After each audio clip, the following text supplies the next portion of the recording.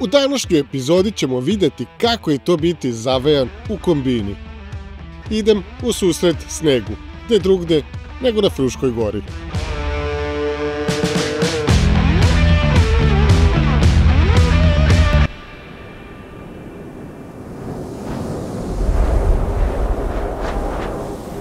Pa ekipa, kao što ste vidjeli, napolju je baš hladno, duva vetar, ujutro ćemo biti verovatno dobro zavejani. Prognoza trenutno kaže da smo nadrljali, da danas i sutra ceo dan padavine, što znači ostaćemo zavejani do srede, danas je ponedjeljak. I meni je baš drago, hoću baš da osjetim tog pravog snega, onako malo da duže budem u njemu, da nije samo nešto bljuzgavicu da osjetim, nego malo i da se...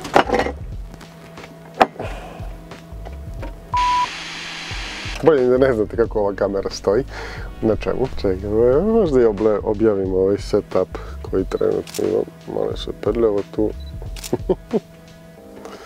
Kao što sam rekao, znači napolju je hladno i jako hladno, 0 stepeni, verovatno će otići u neki blagi minus. Jedina stvar koja me brine da ću imati dovoljno grejanja, odnosno da ću imati dovoljno dizela da se grejem. Zašto? Zato što sad trenutno sam nešto malo više od pola. Ako ću ostaviti ovdje do srede, verovatno ću većinu dana provoditi u kombiju. Ali što to znači? Kada sam malo radio matematiku potrošnje i bit će otprilike na knap da izguram do srede. A druga stvar koja me brine jeste voltaža. Trenutna voltaža je 11,7 volti. To znači u principu da je manje više skoro pa prazna baterija, ali to su ovi potrošači, oni vuku bateriju pa se voltaža spušta. Ali opet sutra ujutru verovatno neću moći da upalim grejanje, tako da ću uzeti i upalit ću kombi pa ću povući odatle malo struje da bi mogao da upalim grejanje. Pošto u toku noći ću da gasim grejanje, imamo ovu dobru vreću za spavanje koju je ispratio jedno od prošle godine epizoda kada sam testirao vreću za spavanje. Dakle, spao sam na -10 sa njom, spavat ću samo u njoj, ugasit ću grejanje da ne bi trošio džabe dizel. I samo je pitanje, kažem vam, struje. Sutra paneli se neće puniti, padat će sneg, mogu ih očistiti, ne moram, jer sve dok nemam sunca nešto puno, ne radi mi nešto ovdje posao. Tako da ima jako puno nepoznanica, to ćemo vidjeti sve sutra. A sad ću lagano da odmaram i malo da radim, pa ćemo vidjeti kako će sve to da ispadne. Inače, što je jako zanimljivo jeste kako se kombi ljulja od sve ovoga vetra. S polja je, znači, nahvatalo se inja, nahvatalo lice, nahvatalo, baš je ludilo. Ma cenim, prošle godine sam bez problema palio kombi na minusu, tako da bit će to lagano. Nadam se.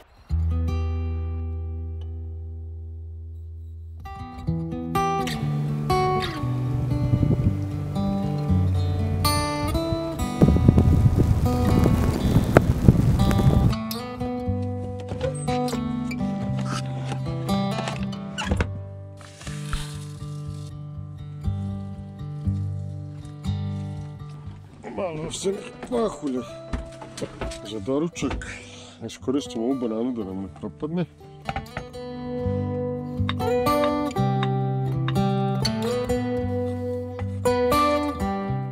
To jutro sneg je nastavio da pada i to dosta jače. I kako stvari stoje, padat će naredna 3 dana. Iako na momente sve ovo izgleda idilično i lijepo, sve se kada ubacim zvuk. Pa drugari, evo nas na Brankovcu, duva vetar, onako fino, kombina se tu polako beli sve više i više, mislim i onako je već bela. Snega je napadalo, pa ima nekih 7-8 cm, nisam ja pametan. Kao što vidite, pada, večeras se očekuju baš velike padavine, vetar duva. Kombi je smrzao, mislim da će biti dovoljno dizela za grejanje ovih narednih par dana. Jedno čekam napokon ovo malo da osjetim ovaj pravi sneg. Sutra ćemo vidjeti, sutra će samo da ne duva ovako vetar, bilo bi mnogo bolje. Ali duva, ali nema veze, vidjet ćemo kako je dobro. Ali pre nego što se još smrznemo, moram da odem da vidimo koliko ćemo grejanje imati, nadam se dovoljno, pazite ovo. Nadam se da će biti dovoljno grejanje da ovih par dana prezimimo. Super.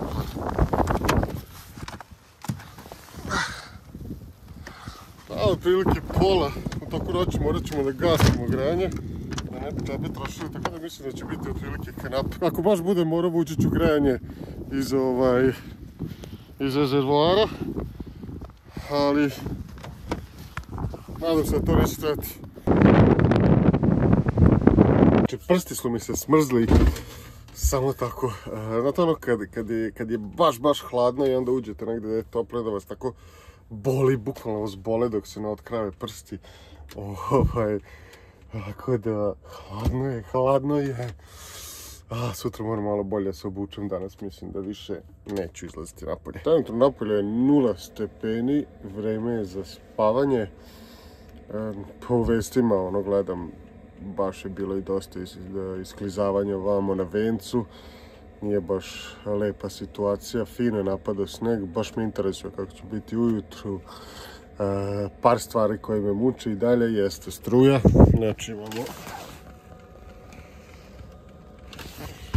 11,5 volti, sutra moram da vidim koliko će mi ostati dizela za grejanje, sad sam ga malo pojačao, čisto pošto kad ga ugasim, on da bi se webasto ugasio, on počne da usisava hladan vazduh, tako da to ne valja. Kombi duva vetrina, ljulja se samo tako, pa nema tu šta. Znači gasim grejanje, idem u moju vreću za spavanje.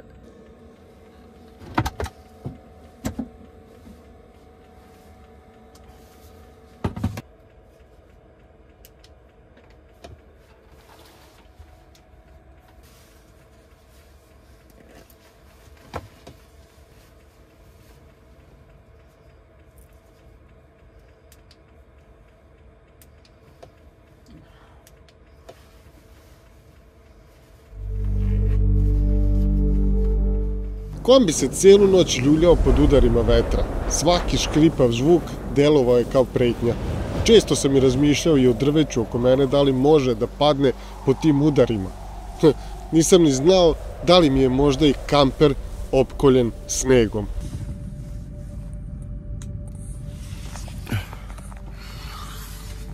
Ima nekih 9 sati. Lepo sam spavao relativno.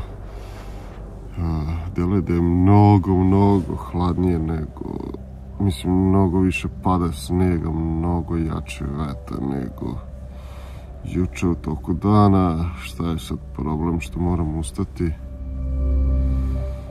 upaliti kombi da bi mogu da upalim grejanje, a baš mislim im stiže ove vreće za spavanje, vreća je baš dobra i uopšte mi nije hladno. Ali me interesuje kako napolje, razmišljam se da otvorim ova zadnja vrata, a malo me frka.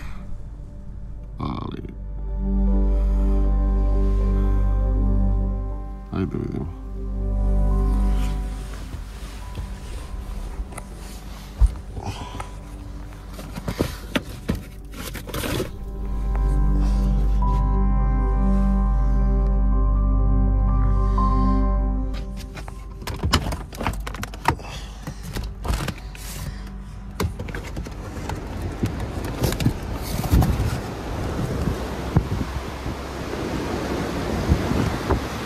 Jedva držim vrata.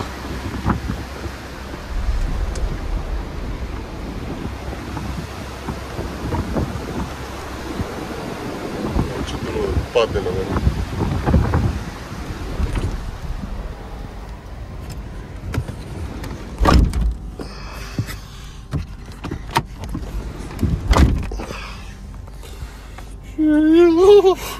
Kako je hladno.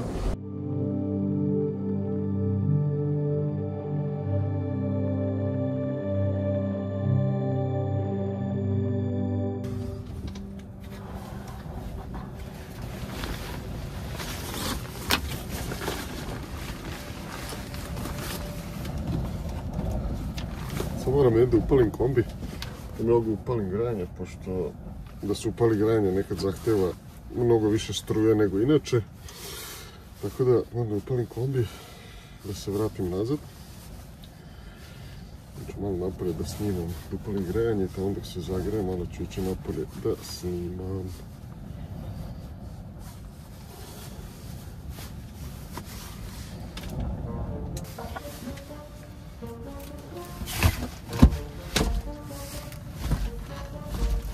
Bukvalno ne mogu da otvorim vrata.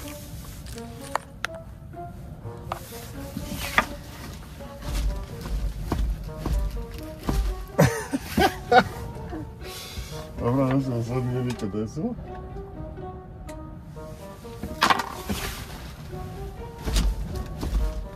Zadnju sam otvorio. Ova.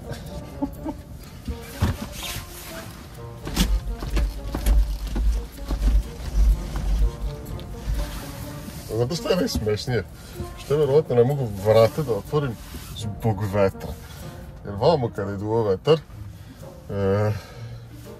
bukvalno mi je zatvarao vrata, jedva sam i držao za onaj snimak.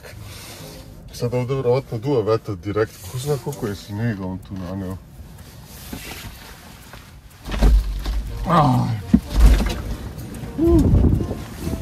Jebem.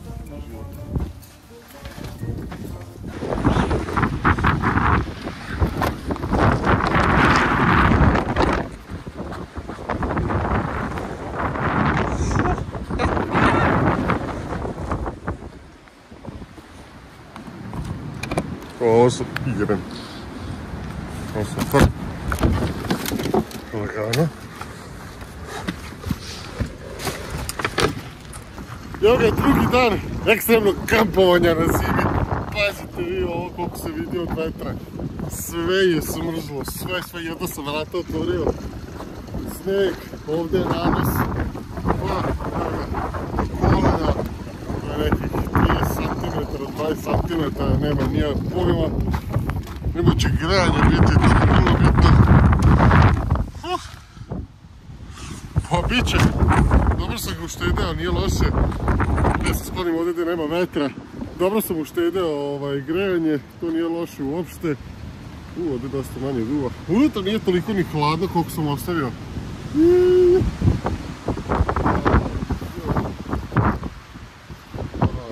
Se rahvatalo snijega. Unutra nije ni toliko hladno koliko sam mislio da će biti. Znači, bukvalno sam okovan ledom, snegom. Ono što ću očekati jeste kad se malo upali grejanje, nadam se da će bolje da radi, da će ovo malo da se skine, malo da se zagreje. Treba da preživimo danas. Hrane imamo, vode imamo, grejanje tu i tamo, ako se nastavi baš duže ovaj sneg bit će veselo. Ali mislim da neće, ajmo mi unutra, ja sam se već smrzno, ostaću kombi malo da radi, da napunim struju, da se ovo zagreje, da se malo ovo otopi. Pa ćemo vidjeti kasnije šta ćemo.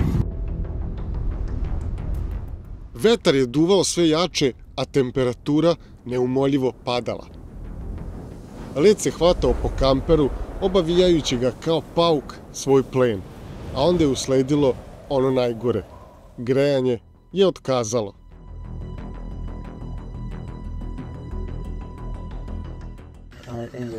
Ok, upravo se ugasilo grejanje.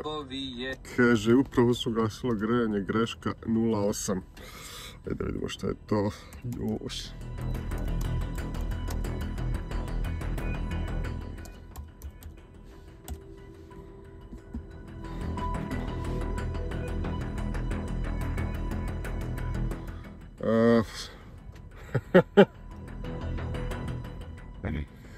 Zaledila bi se, ovo izgleda, ventilacija dole. Znači sad ne znam da li se usis zaledio ili isis.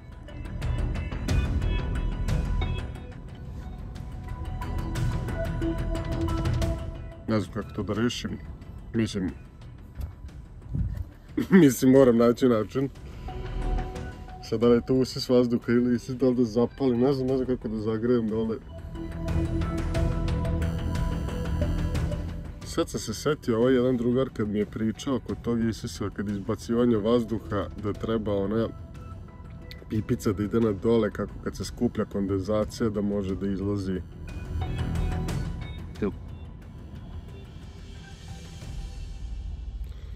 A ništa, idem da vidim.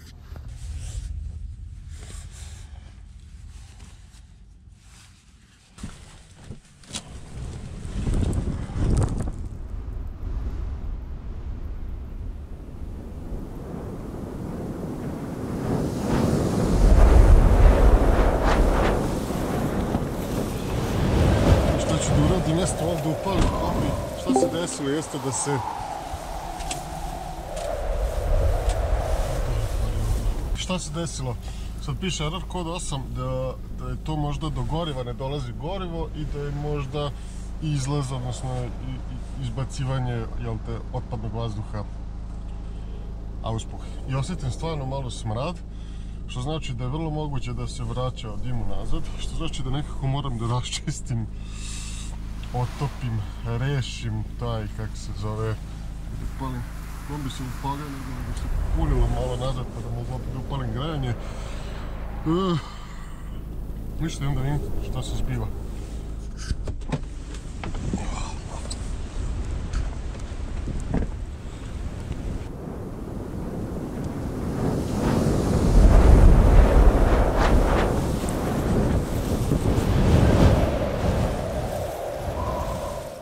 E sada, pošto je vetar pojeo sve što sam objašnjavao, ajmo ovako. Pipica auspuha od Webaста uvek treba da je pozicionirana ka dole. Možete je vidjeti tu gdje izlazi voda. Sumnjam da se voda možda zaledila unutar auspuha, jer vetar jako duva i raspiruje svu toplotu auspuha.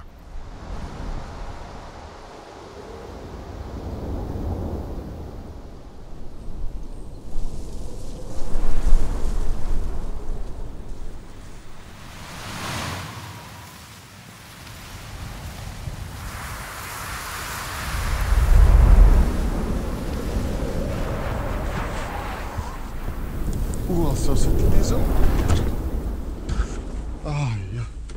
Pumpa je krenula da radi. Sad čekamo da vidimo, znači pošto je upaljen kombi, puni se akumulator odavde. Pumpa je krenula da radi.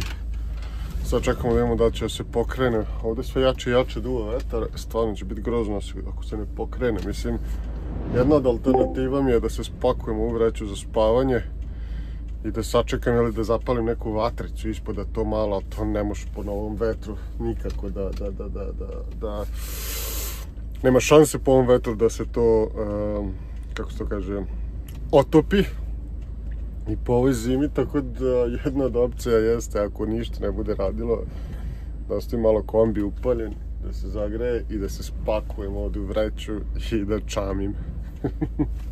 Također, ako ovo ne bude radilo, skinut ću vazdušni filter za uvlačenje vazduha, pošto sumnjam da je to moguće da je se zatvorilo. Kad sam sada pogledao dole, bilo je skoro pa zaleđeno, tako da ću možda, ako ne bude ovo radilo, to da otopim, mada mislim da nije do toga, ali ajde, sačekat ćemo.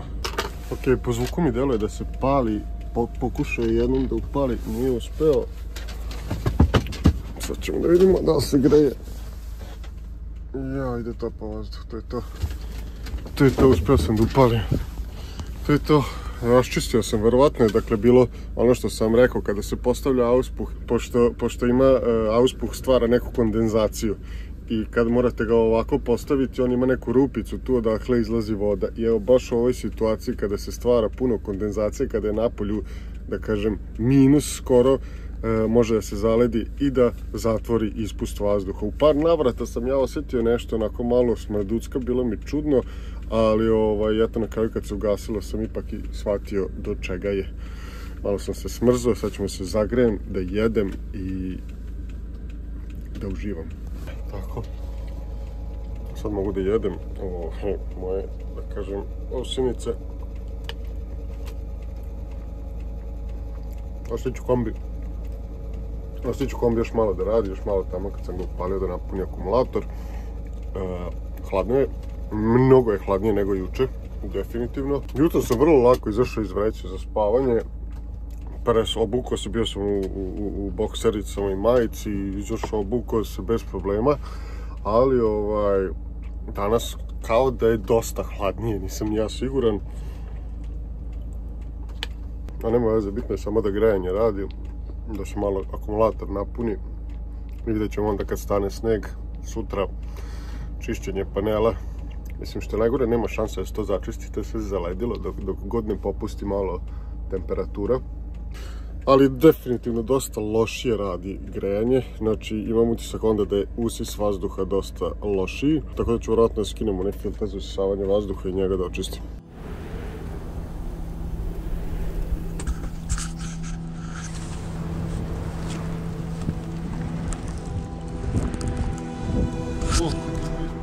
Dok sam nosio filter, nadao sam se da je on jedini problem. Međutim, iza njega krije se još jedan. Putevi su potpuno zavejani, a ovamo niko ne može da dođe. Zimske službe čiste samo glavne saobraćajnice, a ovaj put, ko zna kada će doći na red.